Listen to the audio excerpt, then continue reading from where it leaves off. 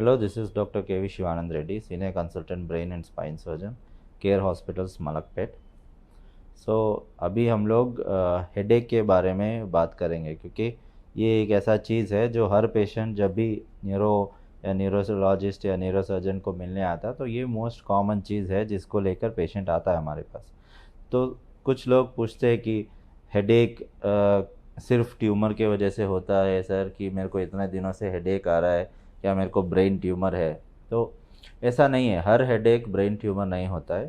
So most common चीज़ें, जो most common headaches होते हैं वो बेसिकली नॉन सर्जिकल, मतलब कि बिना ब्रेन के अंदर कोई गड्ढा जैसा होना या फिर और कोई दूसरा चीज़ों के वजह से, एन्यूरिज्म जैसे डिजीज़ेस, उसके वजह से छोड़ के 90% एक माइग्रेन जैसे डिज़ॉर्डर्स या फिर स्ट्रेस हेडेक बोलते हैं हम लोग उनको, उनके वजह से होते। सो जब भी आपको कोई हेडेक एटलीस्ट 3 मंथ्स या मोर, मतलब 3 मंथ से ज़्यादा आपको कंटिन्यूसली हो रहा, मतलब बिना टाइम या डे या फिर वर्क स्ट्रेस या किसी भी चीज़ के संबंध के बिना आपको हर बार हेडेक आ रहा जा रहा, तो आपको हमेशा डॉक्टर को डेफिनेटली मीट होना चाहिए। तो तब हम लोग एक सिंपल सा एक सीटी स्कैन कर देखते हैं पेशेंट को, और अगर उसमें कोई भी ब्रेन के अंदर कोई डिज़ॉर्डर है, तो अगर सिंपल डिज़ॉर्डर्स है तो मोस्ट ऑफ द डिज़ॉर्डर्स अपने को सीटी स्कैन में दिख जाते। पर अगर फिर कुछ डाउट होना या फिर अगर आप 40-50 ईयर्स के बाद कभी कभी लो ग्रेड ग्लायोमास डेवलप होते हैं, मतलब थोड़े ट्यूमर जैसे डेवलप होते हैं, सो उनको देखने के लिए हमको एमआरआई स्कैन भी करवाना पड़ता है ब्रेन के लिए। सो ये जो बेसिक हेडेक्स रहते हैं, माइग्रेन रहता है या फिर जो भी है साइनस हेडेक्स रहते हैं, ये सब हम लोग एक कोर्स ऑफ मेडिसिन लेने से कुछ दिनों के लिए वो कम होने का चांसेस बहुत ज़्यादा हो रहता। तो लोगों को ज़्यादा परेशान होने का ये नहीं है या फिर टेंशन लेने का ज़रूरत नहीं है कि मेरे को इतना हेडेक हो रहा कि मेरे को ब्रेन ट्यूमर है करके।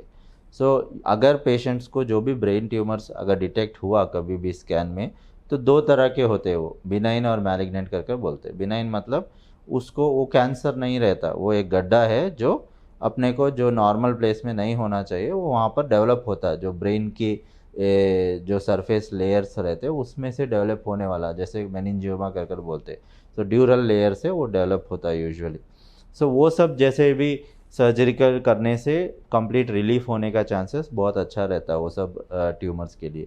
कुछ ट्यूमर्स रहते हैं जो हाई ग्रेड ट्यूमर्स रहते हैं, उन हाई ग्रेड ट्यूमर्स को बेसिकली हम लोग क्या करते हैं, पूरा सर्जरी करके पूरा ट्यूमर निकाल के वैसे ट्यूमर्स के लिए कीमो रेडिएशन कर एक करना पड़ता पोस्ट सर्जरी के। उन चीज़ों के लिए भी पहले पास्ट में उनका life span usually 12 to 18 months होता था।